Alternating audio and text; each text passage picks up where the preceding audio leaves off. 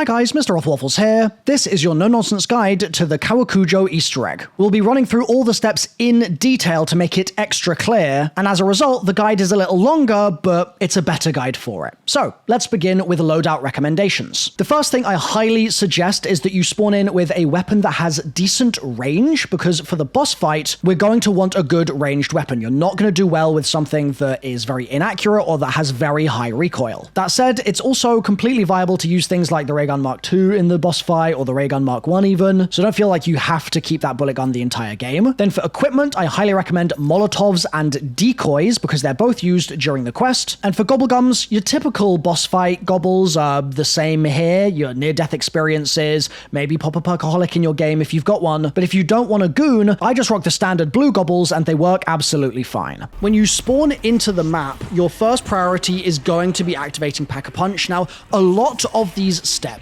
can be done in varying orders, but for the purpose of this guide, I'm going to explain things kind of in blocks. So we'll talk about Pack-a-Punch now, then we'll talk about different sets of evidence in different sections of the video, and that way if you want to mix and match with the order of operations in certain areas, you're welcome to, but I'm going to explain it in an order that I know works and that is very straightforward to understand in guide form. So Pack-a-Punch is first, okay? We're going to open up the map, and on the left and right hand sides of the map, there'll be the ward defenses that you need to do, where you hold interact on the banners, and then you stand inside the circle to kind of capture the point, and then when that's done, you can remove the wards from the castle entrance, go into the castle, kill the Oni as you get towards the Pack-a-Punch staircase, and that will drop your first part that you need to pick up for the Easter egg, and then you can insert that into the door, get upstairs to the World Seed, and then fill the World Seed with purple souls in order to activate the PAP. Crucially, we just got a part from the Oni. There are more parts that are in that category of items that we can also get right now. So if you run over to the stables area of the map, that's on the left-hand side if you're just leaving the spawn, there's a load of lava there, and when that lava cools down, which will happen every couple of rounds, you'll see there's a little statue kind of stuck in that lava, and if you throw a Molotov at it, it will dislodge it and you'll be able to pick it up just a few meters away nearby. So that's something to add to your mental checklist. You need that lava to have solidified in order for you to do it, and then you can pick up the Twin Brothers statue once you Molotov it. The third part in this category can only be unlocked later in your game, and so to make your life easy, I've basically put a table of contents on screen here for the structure of the rest of the video, and this will also correspond to the timestamps in the video description, so you can skip to video chapters. So we need to build the cat grenade and the wonder weapon next, and then I'll explain the suspect evidence with the mask, the accomplice evidence with the coin purse, etc., the poison evidence with the plants and the puffer, the location evidence, and only then will we resume getting this final third part for the evidence category we've already started working on from the Oni and with the statue, and that will then be finally all the evidence pieces we need. And so then it's just deducing the killer, and boss fight comes after that.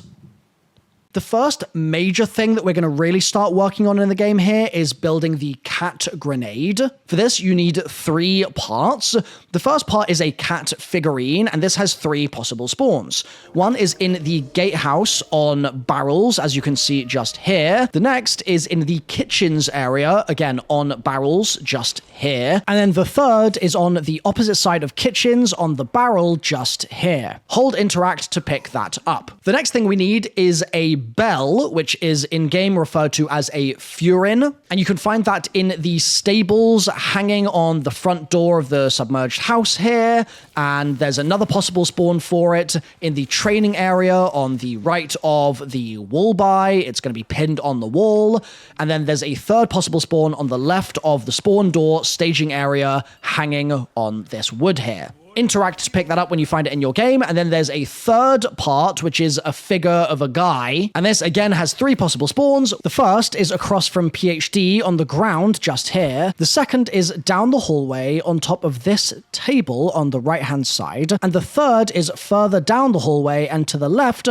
against the wall. Once you found that, interact, pick it up, and then go to this workbench and hold interact, and you'll craft yourself the cat grenade. The The next thing we're going to work on is the Wonder Weapon. You need PhD Flopper, and you can buy that from the machine just here. Then you need to come over to this box, as you can see here, and PhD Flop near it, and that will knock the cat down. Then pick up the cat by holding interact and bring it to a patch of lava. I'm doing it right here as an example, but you can actually do it in multiple places. I'm going to throw the cat in the lava, and then I'm going to go to the next round. During this round, there are 4 different gateways that we are going to check for possible spawn points for cat paw prints. And in order to check each of these spawns, we need to kill a couple of zombies in specific areas. So the first gateway area is just here. Kill a couple of zombies exactly the way I'm doing, and if no paw prints spawn for you, then move on. The next possible gateway is just here. This is our next possible area. Kill a couple zombies, check for paw prints. The third is going to be just here. Kill a couple zombies, check for paw prints. And the fourth is just here. And if you've killed more than about 5 zombies and you haven't had the prints spawn, even though you've killed them in the right place, then you should move on to the next gateway and check that one. And also, if you're having problems, make sure that the player killing the zombies for the paw prints has the cat grenade equipped.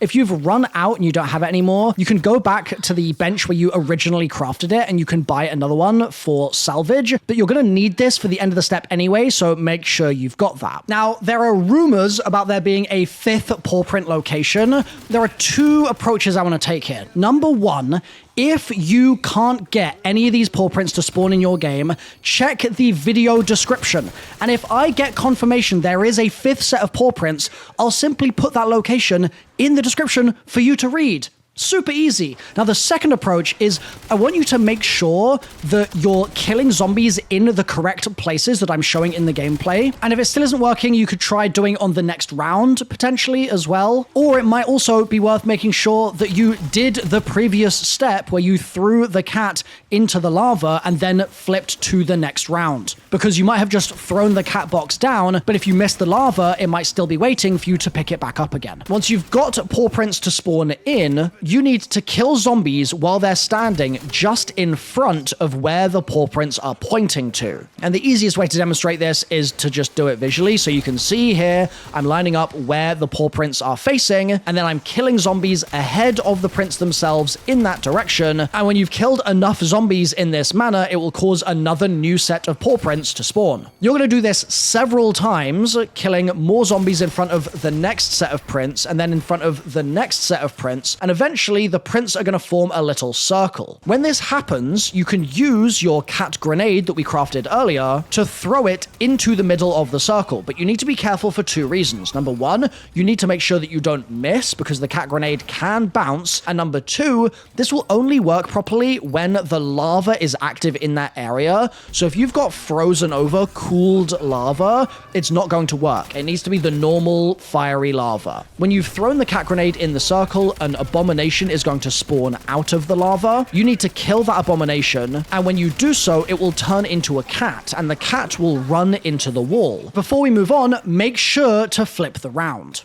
It's now going to be really useful if you've got depth perception, because depth perception is going to highlight the creaky floorboards we are about to need to interact with. So grab yourself depth perception from the machine just here, and then ideally kill zombies to get to the end of the round, and just leave 1 or 2 zombies alive. That's going to make your life a bit more straightforward. You then need to find whereabouts the cat has run off to. And there are multiple spawns that it can be, and it will always be near one of the creaky floorboard spawns. So there's one creaky floorboard spawn here, for example, near the kitchens area, and you might have the cat at the back there. There's another creaky floorboard spawn just here, and there'll be, again, a cat at the back of it if this is the one that you have in your game. And there's a third creaky floorboard spawn just here as well. But you don't need all of them. You just need the one where the cat is hiding in your game. Now, if you've checked all of the spawns and there's no cat, you might just need to go to the next round because you might have already startled the cat and made it run away. And just be careful during the round not to startle the cat in any of those locations accidentally. And you will startle the cat if you use a field upgrade near the cat as well, or if you shoot your weapon or sprint by where it's sleeping. However, assuming you have found the cat, I recommend you get sneaky. So you're going to crouch, you're going to slowly approach the cat, trying your best not to stand on any of the creaky floorboards, which means looking down at the floor and trying to walk in between where the floorboards are. If done successfully, you'll be able to get to the cat without creaking the floor, and you'll then be able to hold square to pick it up. Once the cat is in your hand, you need to bring it to the egg or the world seed, and once you get there, you're going to hold square to interact, and the cat will float towards the egg, and then wait a couple of moments for it to become corrupted, and then once it's in that state, it's going to start pulsing red. You then need to run to the world seed and melee it several times, and it's going to knock you back with these massive red pulses, so try to do it in between the pulses, and once you've done that several times, you'll then have an animation play, and the cat will be able to be picked up from the ground, and that's it. You've successfully crafted the Cat Wonderweapon. Next, let's talk about the mask step, which is the suspect evidence. You'll need the Cat Wonderweapon for this. So to start with, you're going to use the cat to shoot all 11 lanterns that I'm going to show you now. And you need to do this under timed conditions, so you'll need to move quickly between them all. So I recommend you follow the route that I'm showing you here. We're going to start off with this lantern, and then this is going to be my second, and this is going to be my third. This is going to be my fourth. Then running, this is going to be my fifth. This is going to be my sixth. This is 7. This is 8. This is 9. This is 10. And then finally, this is the 11th lantern. And once those are all lit, you'll get a sound cue indicating that you've done it correctly. Strange. Even with the lights on, this place does not feel like home. Then go to the war room and you'll find a samurai's ghostly body on the ground. You're going to interact with that and it's going to play a little sort of cutscene-y thing for you. And then you're going to go to the roof of the castle and you're going to interact with the kite here to fly yourself down, and you're going to want to push right on your analog stick, and that is going to send you rightwards on a path where you'll get a couple of free points, but you also need to hold interact as you go and just sort of spam that button, like mash it, and just about here you should pick up a mask while you're flying. Then take that to the mask wall by the PhD machine. If you navigate to PhD, you'll see it very easily, and interact to put the mask on the wall. Now, this next step is a bit fiddly, so I really recommend you do it at the end of a round, and ideally, if you're not solo, you have somebody else hold the last zombie, and that way you can just fully focus. So hold square on the mask on the wall, and it will then light up a sequence of masks. And the way I refer to these masks is as follows. I call them horns, nose, top, lion, and Rey Mysterio. Yeah, that's what I chose. No nonsense, baby. You need to remember the order that they light up in, and then kill the corresponding masked zombies in the same order. So as you can see on the screen here, I've written out the order that it showed me,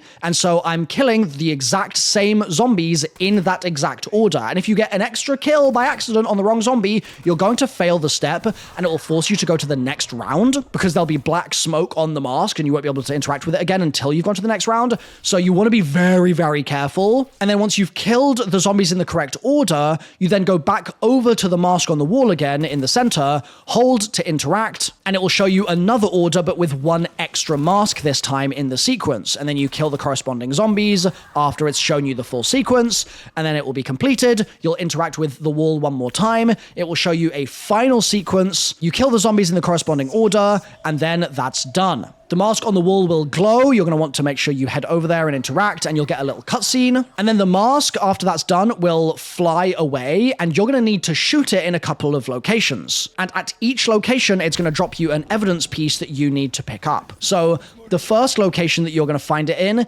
is by these kind of barrel things. And I quite like doing this with the Cat Wonderweapon because of the splash damage. It just makes it a bit easier to actually hit them. So use that charged shot and fire it in this direction, and you'll get your first evidence evidence piece and the mask will fly away. The second location you need to go to and shoot is in the collapsed study area. You're going to be back by where Wonderfizz spawns, if you're familiar, and you'll find the mask in the back corner, kind of hiding on the roof. So shoot that down and you'll get a second evidence piece to pick up. Then there's a third location by Elemental Pop outside, and you're going to look kind of towards this windowsill almost, and then the mask is going to be above a wooden bar, and you should knock it down and get an evidence piece. Then come upstairs into the meditation room and hold interact on this wall here to deposit your evidence. And because you have 3 pieces of evidence in one category now, it will create a painting on the leftmost part of the wall, and that's a sign that you've finished that category and you're ready to move on to your next one. I really recommend, as you're going through the Easter egg, repeatedly coming up to this wall and depositing your evidence,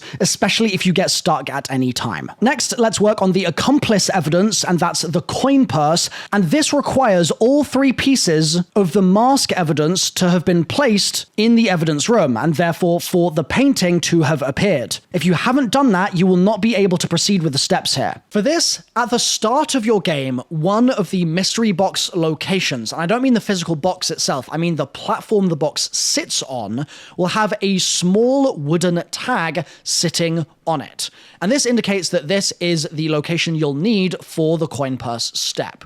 You need to move the mystery box there, or it could be that you use a fire sale, but if you're going to do a fire sale, then we'll talk about how that would work in just a second. But assuming you're not using a fire sale, move the mystery box there, and then when the box is sitting there, you need to throw the cat grenade we crafted earlier on top of the mystery box. It needs to sit on top of it. Then while it's sitting on it, hold interact to spin the mystery box as you normally would, and you'll see a blue floating coin purse. You can run over to it and interact with it. And just in case you don't know where all the box locations are, in order to be able to check for the tag, there's one in the spawn area, there's another in the flower garden area, then if you move through into the kitchens, you'll find a third spawn.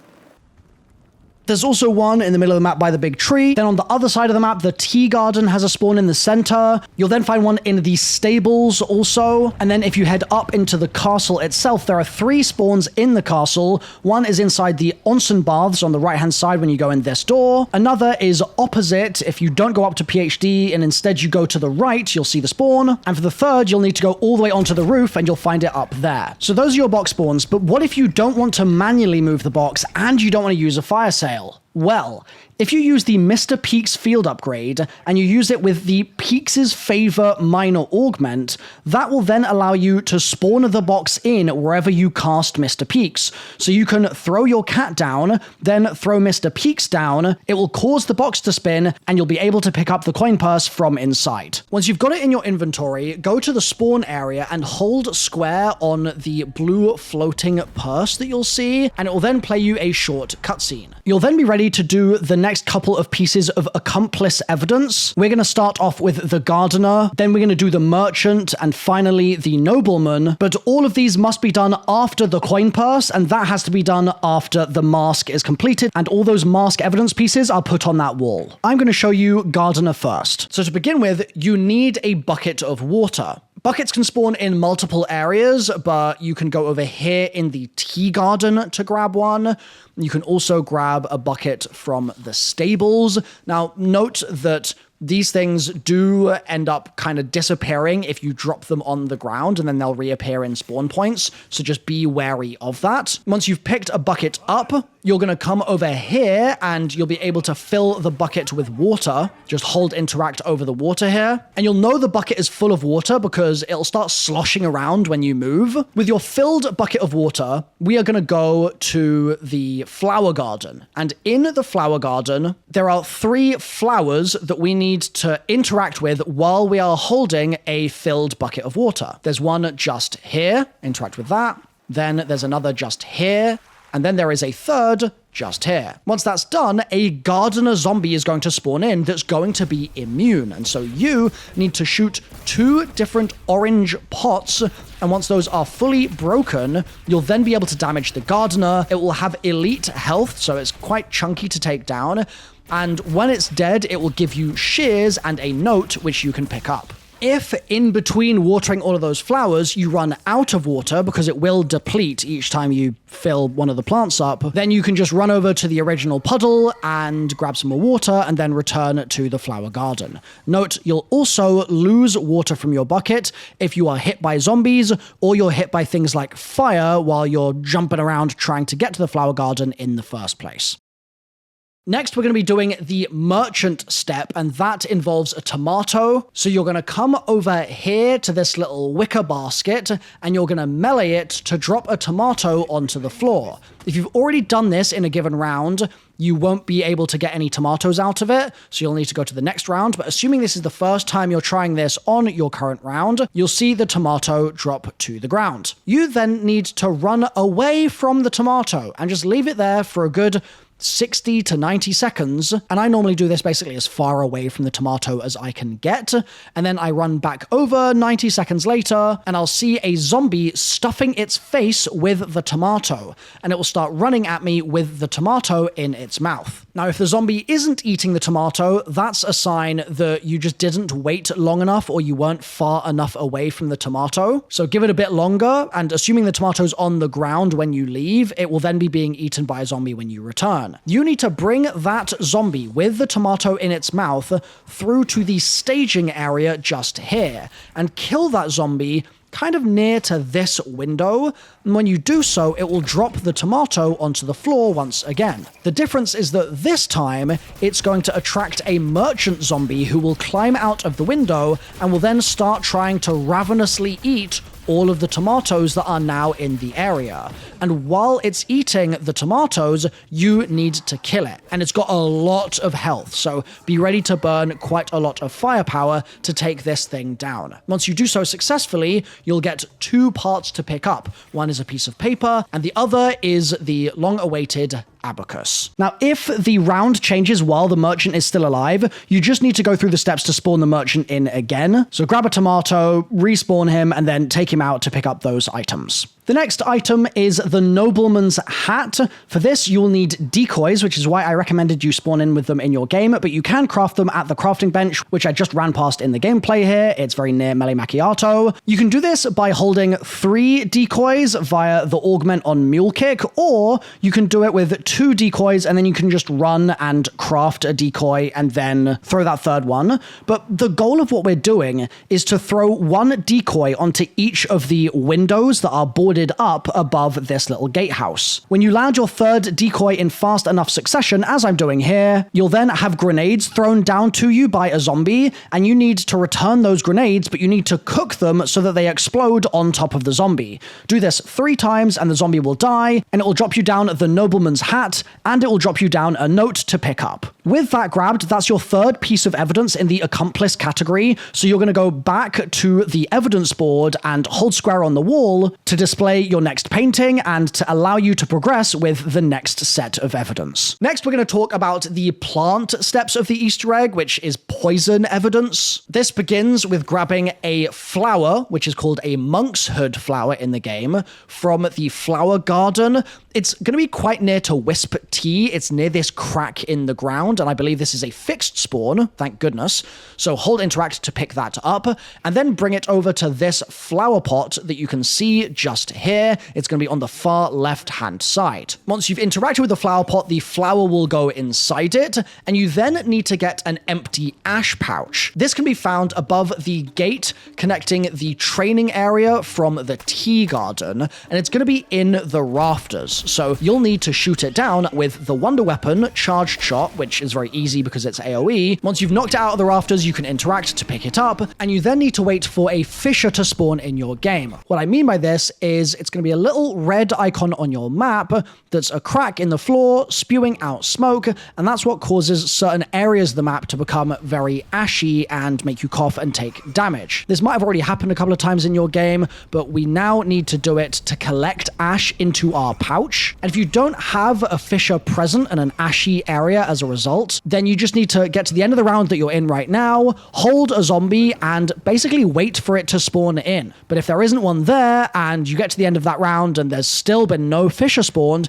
then go to the next round and wait for the fissure to spawn in. I find that it often seems to spawn on top of me, which is really annoying, but useful for the purpose of this Easter egg step. But this is a great opportunity to go and do some of the other Easter egg steps while you're waiting for the fissure to spawn, and then you can always come back once the fissure spawns in and progress with this. Once you have a fissure, this is nice and straightforward. You just need to run into the ashy area and stand there and let your health very gradually deplete. Now, don't let yourself get hit by zombies, but stand in the ashy area for long enough that your health goes below half HP. I think if you don't have Jug, you need to get to about 55 HP remaining. If you've got Jug, it's around the halfway point-ish, and you'll then see that the volcanic ash part will go into your inventory. You'll just see the pop-up on the right-hand side of your screen. And if it's not working, you can stay in the ashy area a little longer. You can do some laps over the top of that fissure to really make sure you're inhaling the fumes, but staying in that area is what should cause you to get the volcanic ash. You can then run back to the plant pot and hold interact, and you'll essentially be fertilizing the plant. Next, we need the tree buff, and we're going to get this by going over to one of the cherry trees with the glow on it and standing around for a few seconds to get overhealed on your health bar and to get a glowy effect all over your screen. Now, if the tree itself that you're going to is not glowing, then you can melee the tree a couple of times, and that will cause the tree to glow. This won't work if the tree is dead. You'll then need to go to a different tree instead. There are several of them. One is located just here. Another is in the kitchens area here. There's a third by Melee Macchiato here. And the last one is up in Tenshu, which is in the sort of castle itself, just here. Once you've got that buff, you're going to run over to the plant pot. And what you're waiting for is you want to drop a speed boost flower power power-up thing on the ground, which happens when you run in circles. And if it's not happening for you, it might be because you've already just dropped a flower power buff and you then need to wait about 30 seconds for it to be ready again to drop. Or it might be that you're running in too tight a circle and you need to run in slightly wider circles, and then it will drop the buff on the ground, and that will give you the speed boost. And crucially, it will also infuse the plant with flower power energy and allow you to pick it up. And a final note on this one is if you aren't sure whether or not you actually have the buff, just look at your health bar. And if you're overhealed and it's a green health bar, that means you do still have the buff. You'll also hear like a ringing sound in your ears and everything will look a little bit more glowy. Those are other ways that you can tell as well. The next thing to do is very easy. You just need to go over to this part of the map and you'll see a little kind of box on a shelf, and you need to melee that box and a green apple-looking thing will drop down, which is actually a plum. You then need to jump on the plum multiple times until it gets squashed, and there'll be a plum pit item which you can pick up from where you squashed it. The next poison evidence piece is the pufferfish, but in order to get this, we need to interact with the scrolls puzzle, and in order for the scrolls puzzle to be active, you need to make sure that you've already put all of the evidence pieces from the Accomplice evidence set on the wall. So if you still haven't done that for some reason, you need to do that now. Now, what you might realize from this is that technically that means you can do the plum pit that I just showed you, and you can do the plant stuff before you actually activate that second painting on the wall. So if you want to do those earlier in your game, you totally can do. But for the scroll puzzle and the subsequent pufferfish, we do need those placed. So come over here to the scrolls that are in a little 3x3 grid. If you melee these scrolls, you'll notice that certain ones go in and certain ones go out. The interaction that's happening here is that any square you melee causes that square and the adjacent squares to switch position from either out to in or in to out. So the easiest demo of this is the top left square. If you melee that, Then it will change the position of that square, the square to the right, and the square below it, because those are the adjacent squares. Your job during this puzzle is to try to bash all of the scrolls into the wall so that there are 0 scrolls sticking out. And it's therefore a little logic puzzle. It's almost like a Rubik's Cube, where you've got to do little sequences to manipulate which squares are in and which squares are out, and then when you finish up and all are in, you'll have completed the step and it will give you a little part. But if you don't want to just logic your way through it, don't worry. I've got a full solver on my website, cronorium.com, just like I've done in the past with things like the Origin Staves and the Gorod Krovi Valves. On there, you simply need to click the squares on the website so that they match the scrolls that you're seeing in your game. And be very careful while you're doing this, because some of the perspectives of the scrolls can be quite tricky to spot sometimes. So make sure that you're double checking if a scroll is in or out in your game, and then you've entered that correctly in the website. And then once you've matched the conditions of your scrolls at the current time in your game, hit the solve button on the website, and it will simply give you the solution for which buttons you need to press a single time in order to finish the step. I've kept this tools website going since Black Ops 3. It's been 10 years, and I've kept the server costs and stuff covered this whole time, so you don't need to worry about the site ever going anywhere. But if you'd like to contribute to the server costs, I wouldn't complain. I'll put a link in the description down below. So pick up the pestle part from the scrolls puzzle and also the letter, and run over to the kitchens. Then hold interact on this bowl and get zombie kills with a brain-rotted gun, which you can put on at the arsenal machine, or the charged cat attack. And you'll fill the bowl with souls. Eventually, once enough souls are in the bowl, you'll stop feeding it souls, and you'll see the pestle has gone glowy blue. You can hold square to start a little ghost sequence, and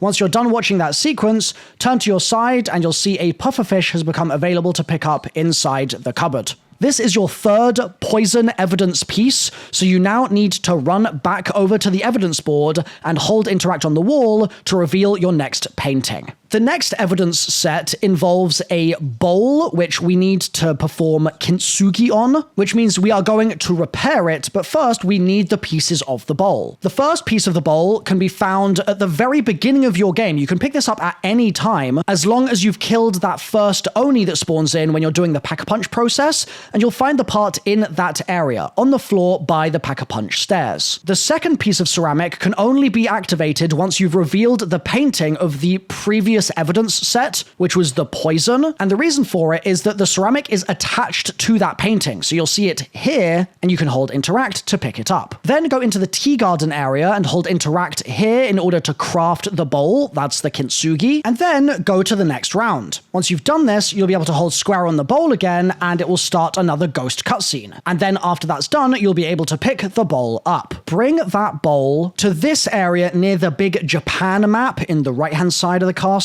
and you're going to place the bowl down on this little tray. When you do this, there'll be a defense where you'll need to protect the bowl and make sure that you kill all the zombies from all the spawn points, otherwise they will sneak up on it. And if you fail this, the bowl will get destroyed and you'll need to wait till the next round and then recraft the bowl and then do the defense once again. Go back to the spot you failed and replace the bowl and begin it. And this time, just don't let it get hit. Once that's done, you'll be able to pick a part up from that area. So the Japan map area is the horse part, and that is going to be relevant later. You're going to need to pick the bowl up also and bring it to the second location, which is going to be on the roof near to the Wonder Fizz machine, and we're going to place it down on this tray here. That's going to be the same thing. You do a defense. If you're successful, it will pop another part out, and this one is going to be a calligraphy pen, and then you're going to pick the bowl up and you're going to bring it to the tea garden area, and you're going to place it on the tray in there, and you're going to defend it, and at the end of the defense, the item is going to get stolen by a dog. This dog is going to run in circles around the map, so just run in the opposite direction to the way the dog is running to easily catch it, and then kill the dog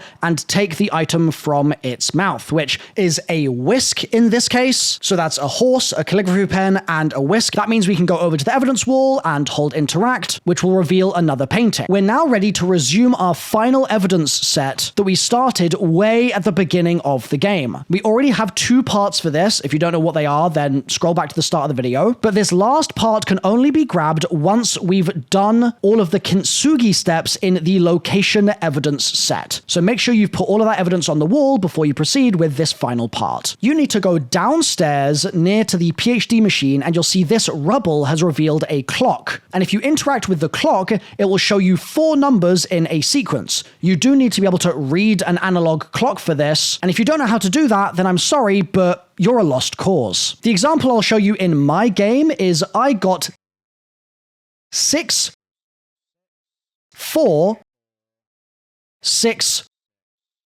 4. When you've figured out those numbers, you can jot them down on a piece of paper or just memorize them for the time being. And if you miss the numbers, you can re-interact with the clock and it will show you the numbers again. Once you've got them figured out though, you are going to go to the next round and it's going to start a defense round. And during that round, at the defense area, you'll see zombies spawning in with flags. And when you kill those zombies, wisps will fly towards the staging area. Finish the defense, killing all the flag zombies. And then the next round will be a regular zombie round. You'll want to just get to the end of that round and hold a couple zombies so you can proceed with the puzzle here. You need to go to the staging area and there you'll find all of those flags. Each flag has a certain number of symbols on it. So it might have a single symbol, or it might have 2 or 3 or 4 or 5 or 6, 7. You just need to count the symbols and you'll be able to figure it out. And the number of symbols corresponds to that flag's value. You also are going to want to check the following spawn points that I'm going to show you now, because in your game, you'll have an order that you need to follow that could be different from the order that is in my game. So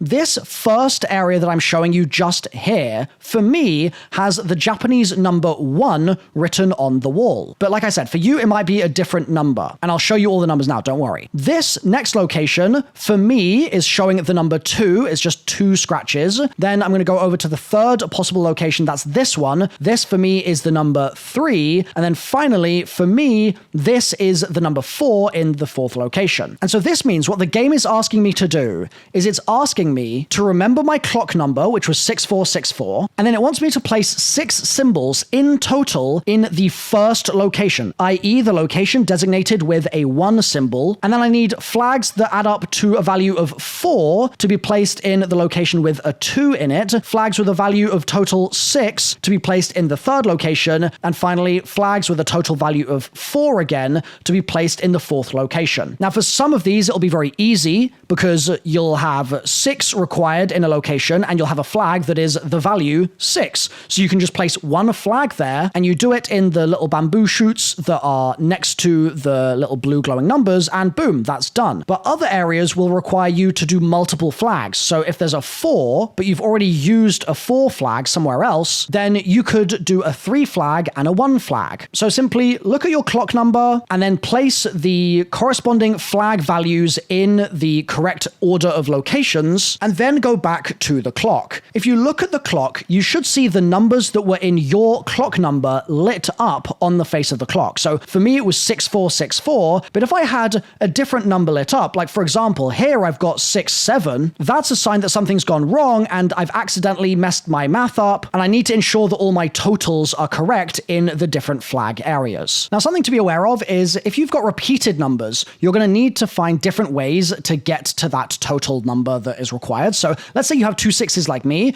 I might use a 6 flag for one of them, but then I might need to use a 5 and a 1 for another. But that means that the 1 is now occupied, it's used, so I can't use that 1 to also add to a 2 flag to make a 3, for example. So bear in mind where you're using your flags. If you're using them in a certain place, it is taking them away from other addition that you might want to do. And so if you're like, oh, this doesn't work, I don't have enough flags for this, it might be time for you to reshuffle which flags are being used where. But assuming that the only numbers lit on your clock face are the ones that were in your clock number, you can then hold interact on the clock and it will pop open and it will give you a medallion crest. Pick that up and then go and place it on the evidence board and that will be your final piece of evidence. Congrats, you're very close to the end of the Easter egg now. And if the guide's been useful so far, then maybe now's the time to hit that sub button so you don't miss these in the future. In order to do our deductions, we need to go get one more piece of information from the world. As you already know, there are traps around the map which you can activate to get ghostly archers to fire into the play space. And 3 out of 4 of the traps are going to be relevant for this next step. You can do them in any order, but let's start with the trap near the spawn just for example. What you need to do is activate the trap and then have them kill 15 to 20 zombies during that trap's duration. And once those 15 kills have happened, while the trap is still active,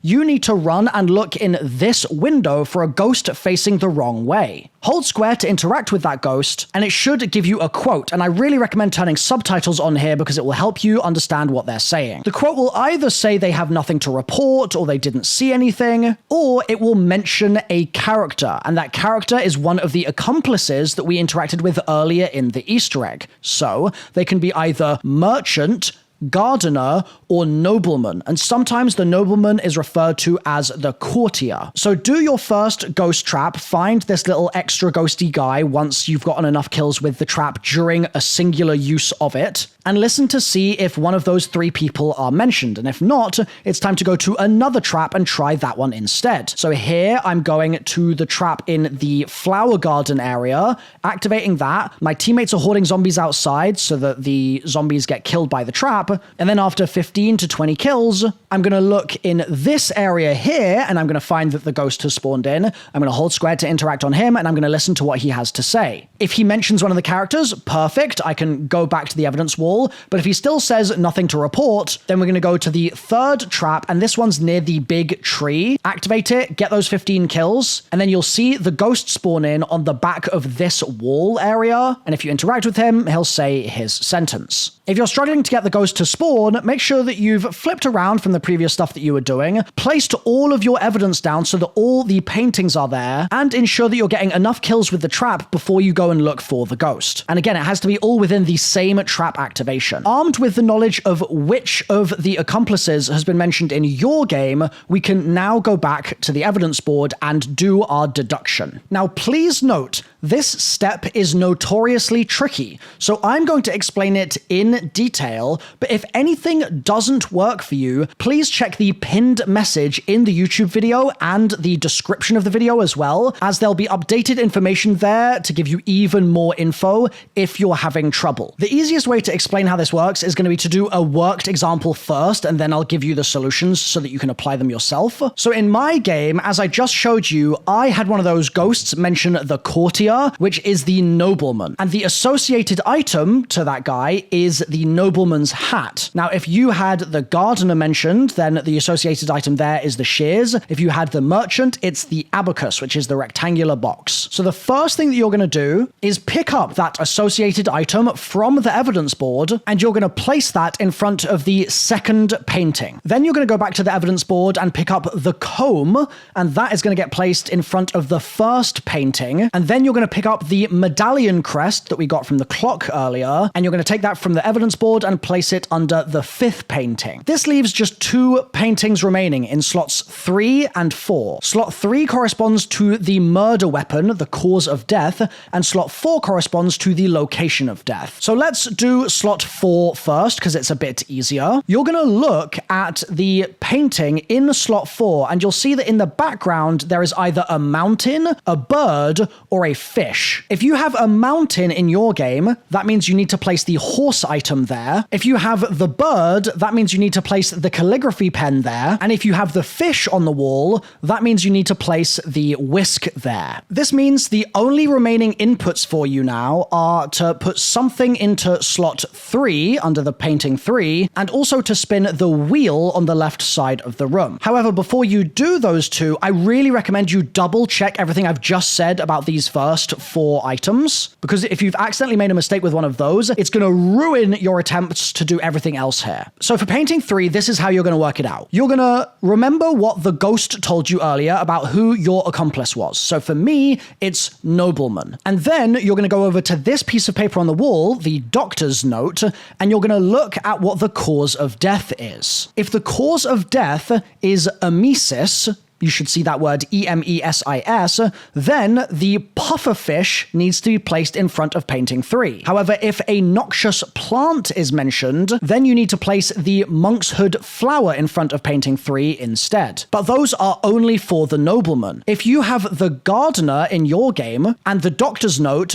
says that the cause of death was noxious food, emesis, then you need to place the plum pit inside painting 3. Whereas if you had gardener and your cause of death was paralysis, it's the monk's hood plant that you place in front of painting 3. Now, if you got merchant, it's a little bit more unusual, just the logic of how Treyarch have put the puzzle together. So the first solution is quite straightforward. If you've got merchant mentioned by your ghosts and it mentions a noxious plant, you need to place the plum pit in front of painting 3. But if you have merchant and noxious plant is not mentioned, then you're going to need to check the pinned comment and the video description. And I'm pretty confident it's pufferfish, but the video will have the correct info down below. Now, if you've gone through this list and you're like, hold on, the thing that I have is still not mentioned in anything you said, again, please check the video description and the pinned comment. But assuming your stuff has come up as I described, that means the only thing left to do is solve the metal wheel on the left side of the room. To do this, we need to start by looking at what we've just chosen for painting 3 as the murder weapon. So it will either be the pufferfish, the monk's hood flower,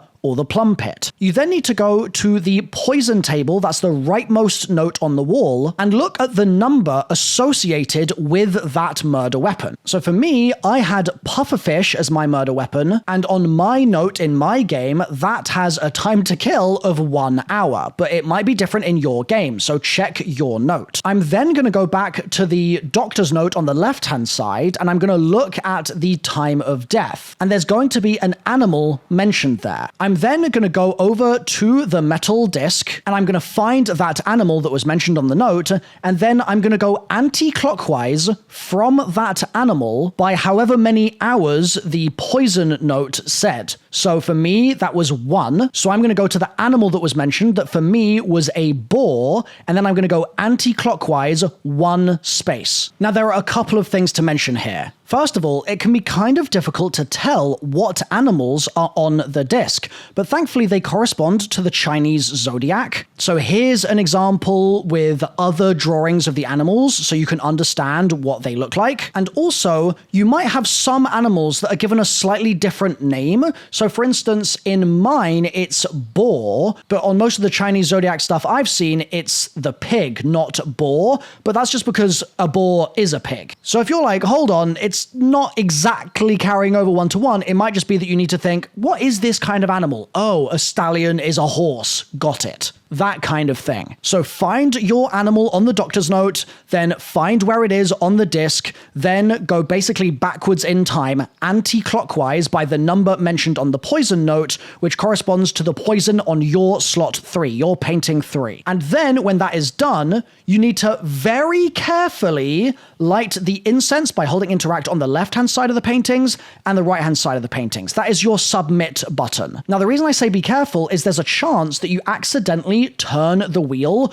while you're trying to interact with the left-hand side incense, so just be wary of that. But assuming you have a successful completion, you'll see a spark fly into the air, and it will go up into the world seed, and you'll be able to teleport into a mini boss fight. Not the final boss fight, but just a mini boss with a strong Oni. However, if it fails, it will spawn in a special zombie, and you'll also have to go to the next round in order to try again. And if that happens to you, like I've said before, please check the video description in the pinned comment. It's worth double checking those first 4 items before you do anything else, and then double check your poison item in painting 3. And remember, if you're going to switch that poison item out, like if you're doing a bit of trial and error, you'll have to make a corresponding change to your metal wheel, because you'll need to look back at the poison chart to see how long it took to kill, and maybe before you were just adjusting by 1, for example, like I was in my game, maybe with a different piece of poison, you need to adjust by 2 squares based on whatever your poison chart says. But assuming it's worked for you, you're going to interact with the world seed to do that short Oni fight,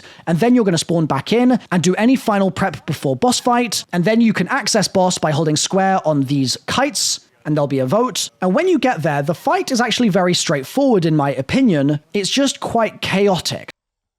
The main mechanic is that there are going to be Onis in the map, which will have a flag on their back, and you need to kill the Oni and then run through the flag, and then go into the main area where you can see a flag can be planted. Then you just need to stand in that zone to capture the point, and you can leave if you want, but return to get that capture, and once you've got the capture, you can stand in the blue area that appears and use it to be immune from zombies and from the boss, and you can just pour damage into the boss's weak spots, which are usually glowing yellow. Do this a couple of times, and you'll get the boss down a third of its HP. It will do a little immune phase, and then you'll have another phase of the boss where you'll have to do 2 Oni flags, and once the second Oni flag has been fully charged up, you'll then unlock a radius where you can do damage from, and you'll be immune once again, and then you just do it a third time. You kill 3 Onis to get 3 flags, and you plant them in 3 spots and charge them 3 times, and then you'll unlock a damage area where you can shoot the boss from. Now, during this, you will get a max ammo for free, and you'll get a full armor, so feel free to use a Casimir or 2 in between each phase of immunity, each third of immunity that is, and you'll also have blessings from the various Shadowsmiths in the area that you can use as well. These buffs work as follows. The Vatharian buff gives you loot, so you'll get like a Pack-a-Punch crystal. The Dravakar buff gives you an immediate damage circle, and the Caltheris buff gives you a kind of gun buddy that's going to help shoot stuff for you. If you don't know how to recognize each one, Vatharian is a massive baldy. We've got Dravakar with like Viking braids, and then Caltheris has kind of horns. So grab those flags, capture those points, do damage to the boss's weak spots. When the arena goes on fire, you need to get into a safe area, which usually is behind a rock, and the edges of the arena sometimes are also safe in those scenarios. And gradually you'll be able to work the boss down. And if you need to buy ammo, you can do at the ammo crates. That brings us to the end of this no-nonsense guide. But if you feel like repping some no-nonsense yourself, we've actually just released no-nonsense muscle tees, in addition to our other no-nonsense clothing, our hoodies and our t-shirts. So if you want to check those out, they're linked in the description. And if you want tips so you'll never fail this Easter egg ever again, then I've linked a massive tips video on screen now as well to make your life even easier. So click through, and I'll see you there. Thanks, folks.